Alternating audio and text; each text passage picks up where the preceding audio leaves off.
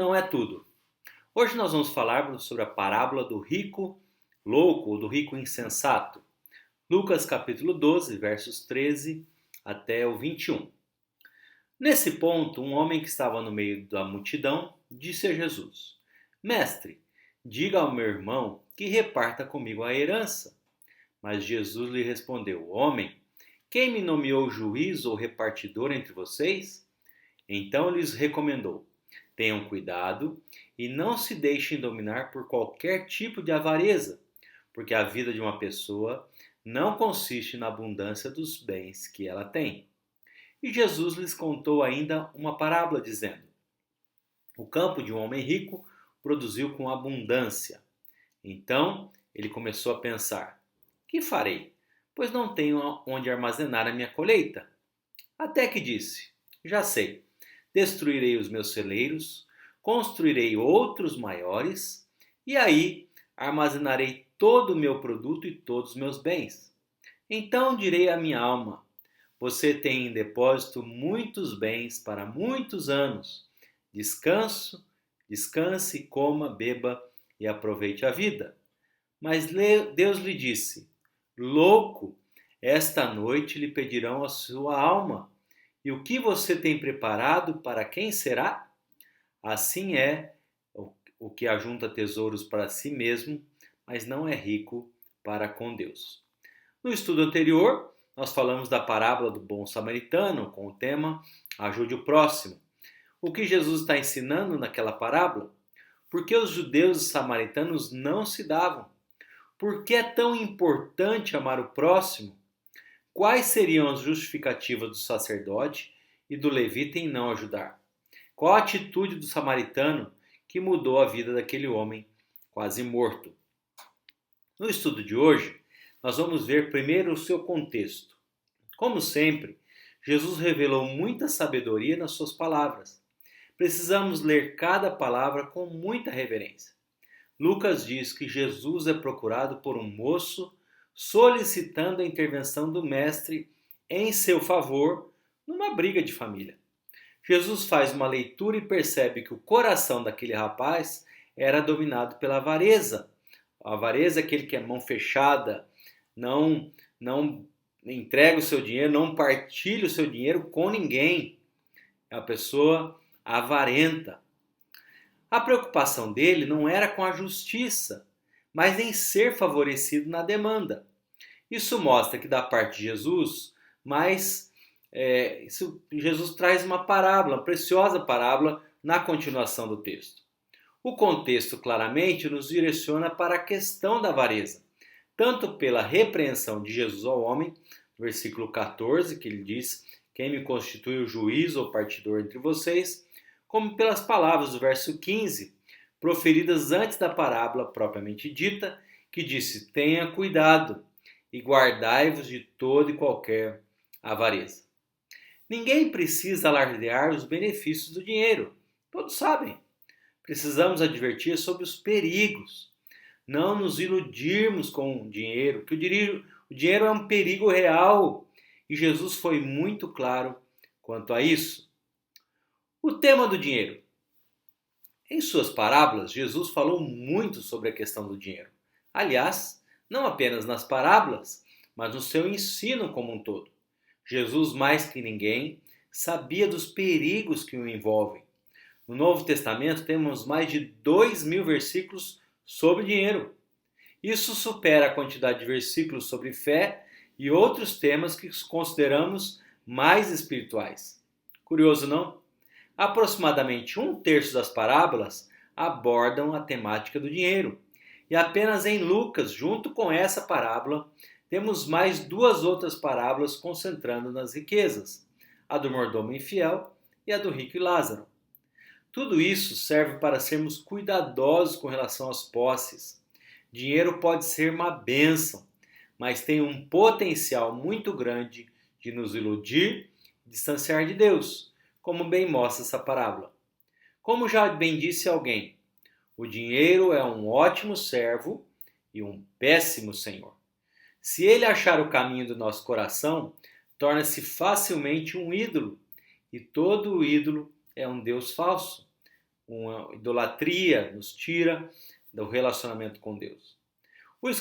O pastor, escritor Hernandes Dias Lopes diz que o dinheiro é o maior senhor dos escravos do mundo e o ídolo mais adorado na nossa geração. Dinheiro deve ser usado por nós, e no uso que fazemos dos nossos bens revela nosso verdadeiro ser.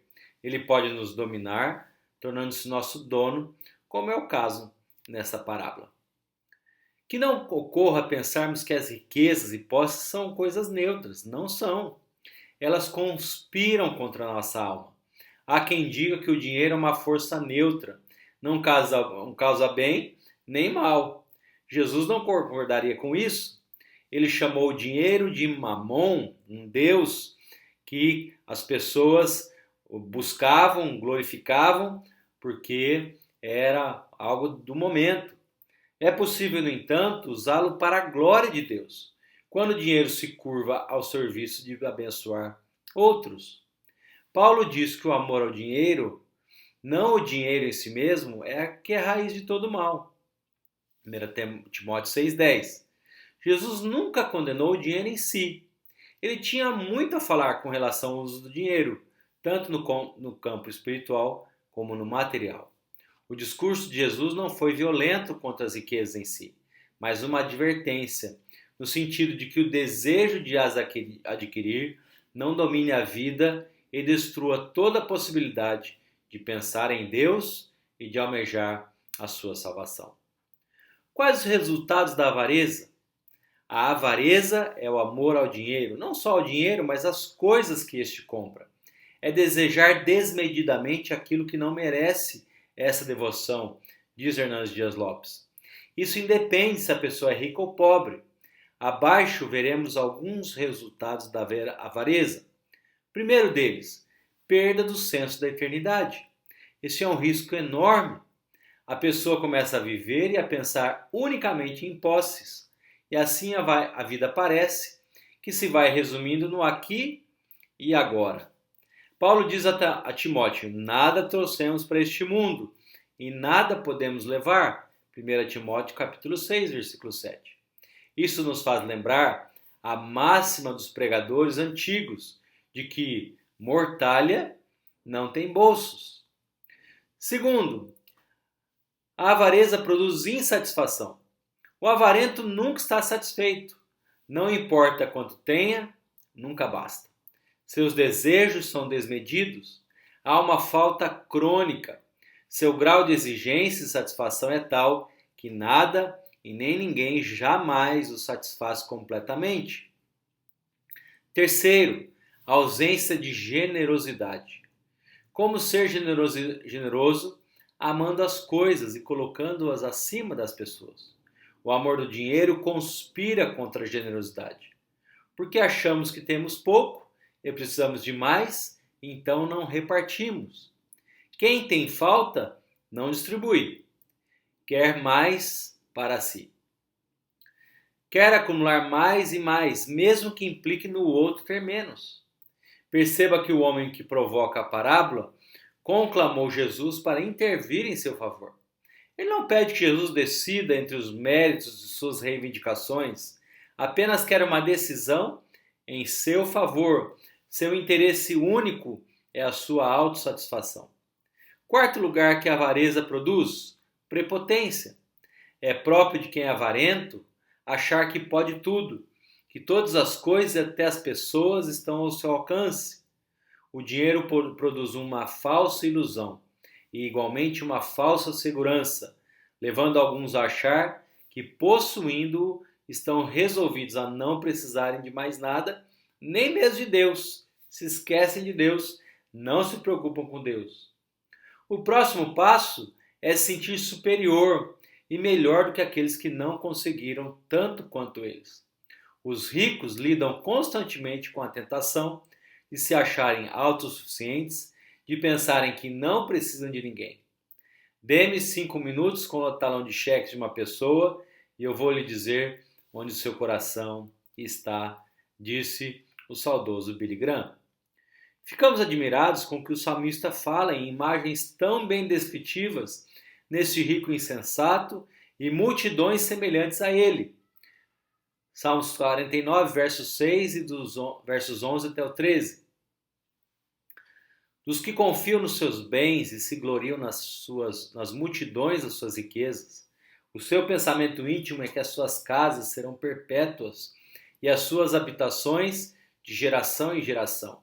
Dão às suas terras os seus próprios nomes. Todavia, o homem, apesar das suas riquezas, não permanece. Antes é como os animais que perecem. Esse é o caminho daqueles que confiam em si mesmos e dos seus seguidores que aprovam as suas palavras. Agora as lições dessa parábola. A lição maior da parábola está atrelada em respondermos por que esse personagem é chamado de louco. Curioso que esse é o único lugar na Bíblia em que Deus chama alguém de louco, ou seja, sem razão, sem sanidade mental, nécio. Isso deve ser levado a sério. Em que consistia sua loucura? Primeiro, loucura do egocentrismo. O fazendeiro da parábola reteve a bênção de Deus unicamente para si. Sua única preocupação era ele próprio, nada mais. Além dele mesmo, o incomodava. Jesus mostra na parábola um total de 8 vezes em que ele usa as expressões eu, meu e minha. O centro do mundo para esse homem era o seu umbigo. Tudo era conjugado na primeira pessoa. A vida desse homem era centrada. Convém lembrar o que disse D.L. Moody: procuro desfazer-me o mais rapidamente possível do dinheiro que chega em minhas mãos, para que ele não encontre o caminho do meu coração. Segundo, a loucura de confiar nos bens. Há quem pense assim: se eu tiver mais, eu serei feliz, e assim tudo se resume em ter. O mais importante para ele não era ser, mas ter. Mas as coisas não nos preenchem, nem nos resolvem. Há quem tenha muitas coisas e posses, mas não tem paz interior, nem segurança espiritual. Zaqueu foi salvo desse engano. Ao falar da conversão dele, Jesus diz que ele foi salvo da ganância, foi salvo do engano das riquezas. Ele não só decide ressarcir aqueles a quem fraudara, mas também repartir parte da sua riqueza. No verso 8 do capítulo 19 de Lucas, ele diz: Senhor, resolvo dar aos pobres a metade dos meus bens. Só o Evangelho de Jesus Cristo faz isso conosco. Terceira loucura, da vida longa. Jesus diz que o rico achou que viveria muito tempo. Alma, tens em depósito muitos bens para muitos anos. Como ele era tolo. A areia da ampulheta da sua vida estava apenas alguns grãos para terminar. Ele morreria naquela noite, mas vivia achando que tinha o controle de tudo. Na verdade, não temos o controle de nada. Sequer sabemos quanto tempo nos resta. É como já foi dito, quem não sabe quanto tem muito pouco tempo. Conclusões dessa parábola. Primeiro, não havia gratidão. Ele nunca agradece por nada que lhe foi dado. Jesus diz que seu campo produziu com abundância, portanto seria natural que agradecesse, mas ele não considera que Deus lhe estivesse favorecendo. Em vez disso, ele apenas faz novos planos, cheios de novas tolices. Todo ingrato é um tolo. E a parábola enfatiza que o campo produziu com abundância, ou seja, quem prosperou foi o campo, não o homem. Sua riqueza era mera consequência, o que distancia dele a própria razão da sua prosperidade. Ele, contudo, não percebe e nada agradece, mas devemos aproveitar e olhar para a nossa própria vida. Quantas vezes não temos sido ingratos? Charles Spurgeon dizia que todos nós recebemos um grande número de bênçãos, pelas quais nunca agradecemos nem louvamos a Deus. Que isso nos sirva de alerta. Segundo lugar, não havia serviço. Esse homem em nenhum momento considera os outros que poderiam estar com os celeiros vazios. Nem pensou que aquilo que havia conquistado pudesse abençoar outros. Pensou apenas em si. Seu ego era grande demais. Mais celeiros, celeiros maiores, mega celeiros, mais e mais para ele. Na conclusão da parábola, Jesus vai dizer que tudo que ele juntou, ele juntou para si. Lucas 12, 21. Não há uma única nota de solidariedade, nem compaixão ou partilha. A vida desse homem foi um grande desperdício. Ele não usou sabiamente as suas posses. Jesus, após proferir essa parábola, continuou a falar, utilizando contrastes para ensinar uma maneira muito melhor de viver. Ele disse aos seus discípulos que considerassem os corvos, os lírios e os pardais, de quem o seu Pai cuida, e que o seu único celeiro ou armazém está nos céus. Se Deus estiver em primeiro lugar, e não os nossos bens, então seja o que for, Ele nos permite ter, e não faz diferença se for muito ou pouco, pois será usado como útil para a glória de Deus. Perguntas para pensarmos. Em quem ou no que você tem confiado? Qual é o propósito de sua vida? Se Deus pedir tua alma essa noite, como Jesus disse, o que você tem preparado? Versículos para memorizar.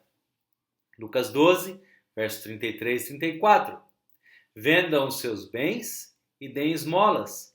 Façam para vocês mesmos bolsas que não desgastem, tesouro inesgotável nos céus, onde o ladrão nem chega, nem a traça corrói.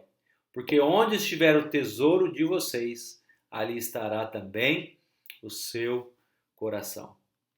Cuidado com as riquezas. Dinheiro não é tudo.